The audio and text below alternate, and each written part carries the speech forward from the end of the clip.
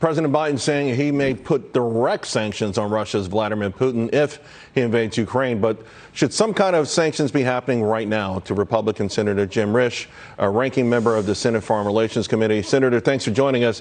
What actions, if you were in charge of this and you can get it done now, what sort of sanctions would you apply at this moment?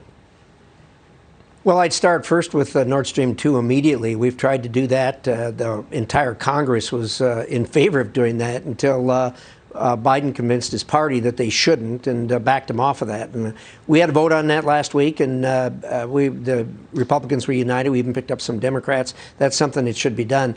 I listened to your prior story about the about our European NATO allies. Look. They're independent countries, and they have a different view, but the vast majority of them are very much in tune with us. To say that it's absolute, of course, isn't true. You pointed out the problems with Germany. Germany's been a weak sister lately, particularly starting with Nord Stream 2. I think that's a follow-the-money problem. Look, Putin has got to understand this isn't 2014. This isn't going to be the same as the Crimea. If he moves the way he's talking about, there are going to be very, very serious consequences. And my Democrat friends are on board if and when it takes place. I'm saying we should move ahead of time. We have finally convinced them to start sending arms to the Ukrainians. They're doing that. Obviously, the Ukrainians are no match for the Russians on the battlefield because of the technological difference, but they can make it very expensive for them casualty-wise with the right kind of weaponry. We're getting some of that to them now, the Javelin anti-tank weapons and some other classified material is going Senator, to that point, just maybe 2 hours ago, Boris Johnson saying that Putin would face, quote, ferocious Ukrainian resistance and many Russian mothers' sons will not be coming home.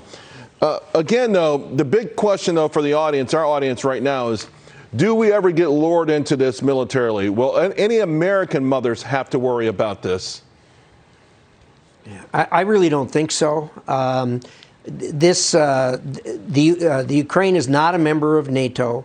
Putin has said all along that he doesn't recognize it as an independent country.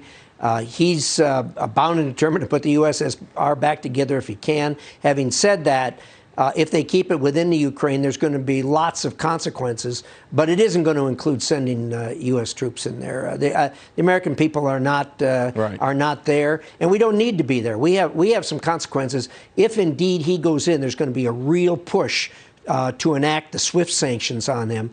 That's complicated. There's a little bit of pain for us involved in that, but it would bring Russia to its knees very, very quickly. I, for one, am going to be pushing for that. I know some of our European allies, have indicated they're not too red hot about doing that, but that needs to be done if there's an invasion. I think that the SWIFT banking system, of course, anytime we get these integrated economic relationships, whether it's banking or oil or heating and gas, it gets a lot more complicated. Senator Risch, thank you so much, and we'll be watching your progress.